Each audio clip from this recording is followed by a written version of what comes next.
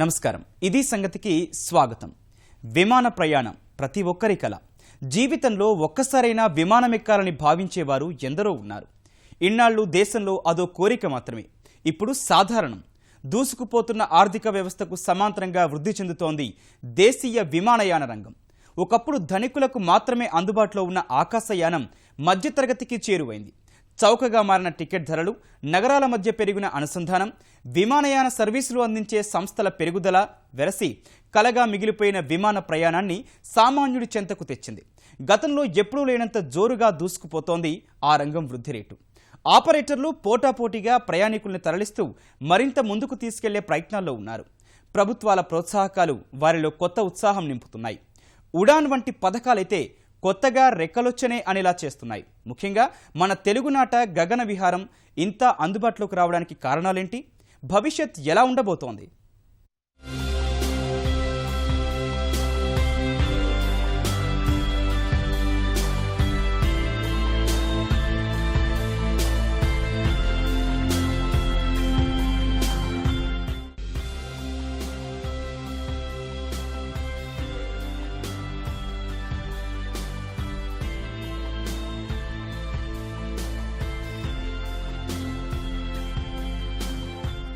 నాటి విలాసం నేటి అవసరం. అలా అందరికీ అందుబాటులోకి వస్తున్న సౌకర్యాలు అనేకం. ఆ జాబితాలో ముందు వరుసలో నిలుస్తోన్న రంగాల్లో ఒకటి విమానయానం. రివ్వును ఎగిరే లోహ విహంగాలను చూస్తూ కథలుగా చెప్పుకున్న రోజుల నుంచి సామాన్యులకు చేరువవుతున్నాయి. మెట్రోల నుంచి ద్వితీయ శ్రేణి పట్టణాలకు విస్తరిస్తున్న విమాన సేవలు ప్రయాణ రంగాన్ని కొత్త పుంతలు తొక్కిస్తున్నాయి. దిగొచ్చిన టికెట్ ధరలు అంచనాలకు మించిన రీతిలో ప్రయాణికులను ఆకర్షిస్తున్నాయి. గత సంవత్సరంతో పోల్చుకుంటే 23% వరకు పెరిగిన దేశీయ విమాన ప్రయాణాలే అందుకు నిదర్శనం. సమయానికి సమయం ఆదా, ధరలు తగ్గాయి. ప్రయాణికులకు అంతకంటే ఏం కావాలి? రైళ్లతో పోల్చుకుంటే కొన్నిసార్లు 2 టైర్ ఏసీ కంటే తక్కువ ధరకే రివ్వున ఎగిరెళ్లిపోతున్నారు. విమానయాన సంస్థలు పోటీపడి పండుగలు, ప్రత్యేక సందర్భాలకు తగ్గింపు ధరల ప్రకటనలు చేస్తున్నాయి. ఆ వెసులుబాటుతో నిర్ణయమైన కార్యక్రమాలకు విమానాల వైపు చూస్తున్నారు ప్రయాణికులు. ఇందులో వ్యాపార దిగ్గజాల నుంచి సామాన్య పౌరుల వరకు ఉన్నారు. ఫలితం జీవితంలో ఒక్కసారైనా విమానం ఎక్కాలన్న కోరిక నుంచి అవసరమైనప్పుడల్లా ఉపయోగించుకునే స్థాయికి చేరుతున్నారు.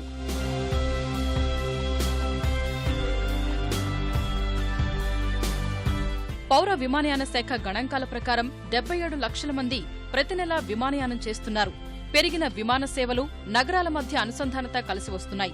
ఈ జోరు గమనించే వృద్ధి, పర్యాటకానికి ఊతమిచ్చే విమానయానం అభివృద్ధి కోసం ప్రభుత్వాలు ప్రణాళికలు రచిస్తున్నాయి. ఇంధన ధరలు, సుంకాల తగ్గింపు సేవల సంఖ్య పెరిగేలా చేశాయి. ఢిల్లీ, ముంబై, బెంగళూరు, చెన్నై, కోల్కతా, హైదరాబాద్ లాంటి నగరాలతో పాటు విజయవాడ, విశాఖ, తిరుపతి, పూణే, నాగపూర్, పట్నా, భువనేశ్వర్ లాంటి ద్వితీయ శ్రేణి నగరాలను అనుసంధానం చేసేలా కేంద్రం తీసుకున్న నిర్ణయాలు విమానయాన రంగానికి కొత్త ఊపిరులూదాయి. ఉదాహరణకు విజయవాడ. దేశంలో మరే విమానాశ్రయం సాధించని ప్రగతి పథంలో ఉంది గన్నవరం విమానాశ్రయం. గణాంకాల ప్రకారం 2015తో పోల్చితే అక్కడ ప్రయాణికుల వృద్ధి 78%గా ఉంది. విమానాల రాకపోకలు పెరిగాయి. గతేడాది ఇదే సమయానికి రోజూ 18 సేవలుంటే ప్రస్తుతమని 40కి చేరాయి. అదే జోరుతో విశాఖ తర్వాత ఆంధ్రప్రదేశ్లో గన్నవరం 2వ స్థానానికి చేరింది. సంఖ్య తక్కువగా ఉన్నప్పటికీ వృద్ధి రేటు పెరుగుతున్న తీరు చూస్తే రానున్న మరెన్నో అద్భుతాలకు అవకాశం ఉందని అంచనా వేస్తున్నారు. గత ఏడాది గణాంకాలను మనం ఈ ఏడాది గణాంకాలతో కంపేర్ చేస్తే పొటెన్షియల్ చాలా ఎక్కువగా ఉంది. ఎందుకంటే మన రాష్ట్ర రాజధాని అమరావతికి తరలించడం ద్వారా హైదరాబాద్ నుంచి, అంతేకాకుండా కొత్త పెట్టుబడుల కోసం అయితేనేమి కానీ, కొత్త పరిశ్రమలు స్థాపించడం కోసం అయితేనేమి కానీ, మిగతా దేశాల నుంచి మన దేశం నుంచి కూడా రాకపోకలు అనేవి చాలా విపరీతంగా పెరిగాయండి. విశాఖపట్నం కూడా 24% వరకు ప్రయాణికుల వృద్ధి రేటు సాధిస్తోంది.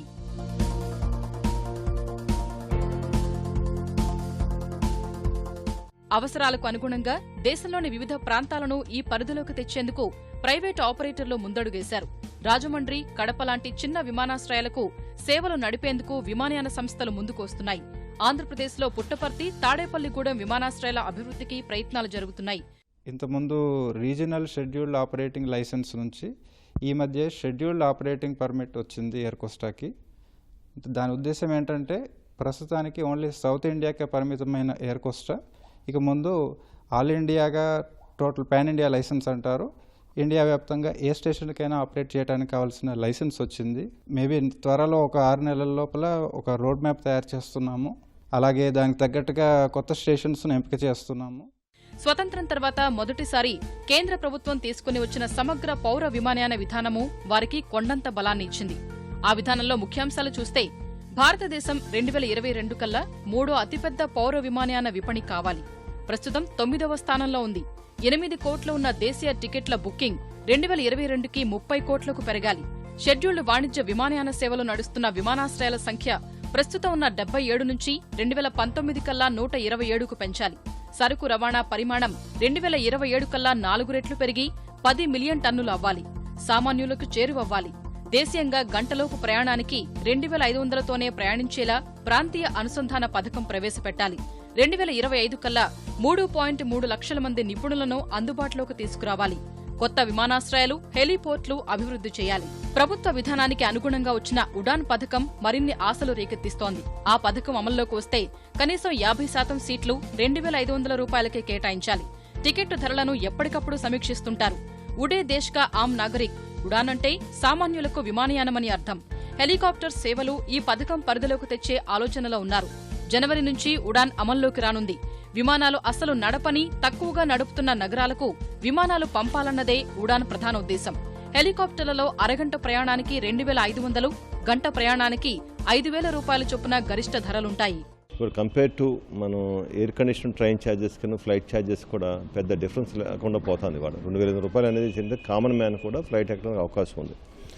ఈ ఫ్లైట్ ప్రైసెస్ 2000 రూపాయలు చేసినప్పుడు దాంతో సపోర్టింగ్ ఏంటంటే వాళ్ళ ఎయిర్పోర్ట్కి సిటీకి షటిల్ సర్వీసెస్ కూడా ఇంప్రూవ్ చేస్తే ఏమవుతుందంటే ఆ ఇంపాక్ట్ కన్స్యూమర్ డెఫినెట్గా ఉపయోగం ఉంటుంది. ఎందుకంటే వాళ్ళ ఫ్లైట్ ఛార్జ్ 2500 అయినా కూడా ఒక సిటీ నుంచి ఎయిర్పోర్ట్కి వెళ్ళడానికి మినిమం 750 to 800 రూపీస్ అవుతుంది. అట్లాగే 2 ways వెళ్తే 1500 రూపీస్ అవుతుంది. ఉడాన్ ప్రకటన కంటే కొద్ది రోజుల ముందుగానే తెలుగునాట 4 గ్రీన్ఫీల్డ్ విమానాశ్రయాలకి కేంద్రం ఆమోదం తెలిపింది. ఆంధ్రప్రదేశ్లో భోగాపురం, నెల్లూరు జిల్లా దగదర్తి, కర్నూలు జిల్లా ఓర్వకల్లు, తెలంగాణలో ఖమ్మం జిల్లా కొత్తగూడెం విమానాశ్రయాలకు ఆమోదం తెలిపింది.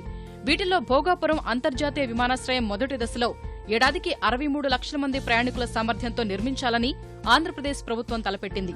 ఆ ప్రాజెక్టులకు ఆమోదంతో ఆంధ్రప్రదేశ్, తెలంగాణ రాష్ట్రాలలో విమానయాన మౌలిక సదుపాయాలు మరింతగా మెరుగుపడతాయని, ప్రాంతీయ విమానయాన సేవలకు ఊపు లభిస్తుందని కేంద్రం అంచనా.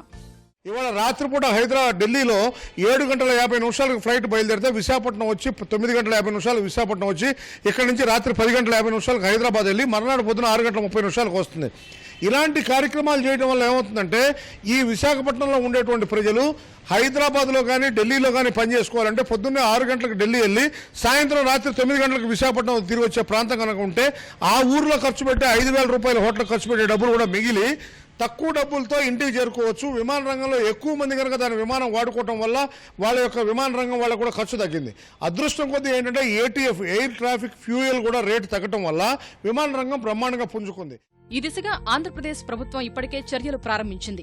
విమానయాన సంస్థలకు పెద్ద ఎత్తున ప్రోత్సాహకాలు అందిస్తోంది. సెంట్రల్ గవర్నమెంట్ ఇచ్చే బెనిఫిట్స్ కంటే కూడా సీఎం గారు ఆంధ్రాలో వితిన్ ఆంధ్రాలో ఎవరైనా ఎయిర్లైన్ బేస్ కానీ పెడితే దాంట్లో అయ్యే ఖర్చు కొంత భాగాన్ని స్టేట్ గవర్నమెంట్ భరిస్తుంది అని చెప్పారు. ఇది చాలా అసహజకరం యాక్చువల్లీ.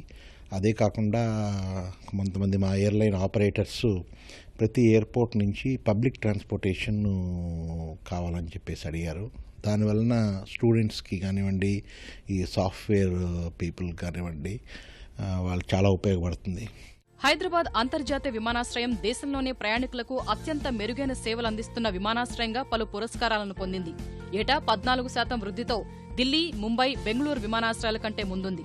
అదే స్థాయిలో విజయవాడ గన్నవరాన్ని అభివృద్ధి చేయాలని ఆంధ్రప్రదేశ్ ప్రభుత్వం సంకల్పంగా పెట్టుకుంది. సాధ్యమైనంత త్వరగా అక్కడి నుంచి అంతర్జాతీయ సేవలు ప్రారంభం కావాలని అంతా కోరుకుంటున్నారు.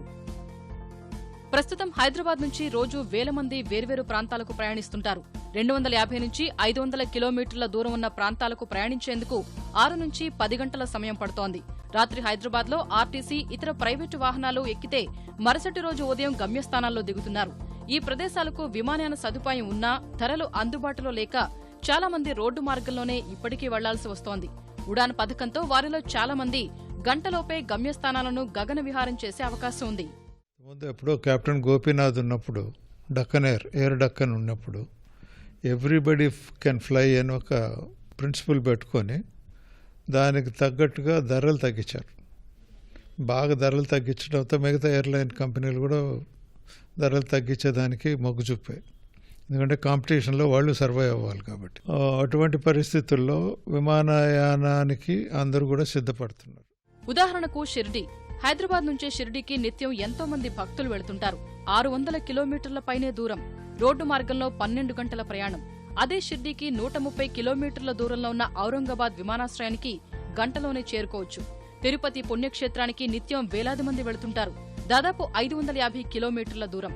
ఎక్కువ మంది రైళ్లు, బస్సులు, సొంత వాహనాల్లో ప్రయాణిస్తుంటారు.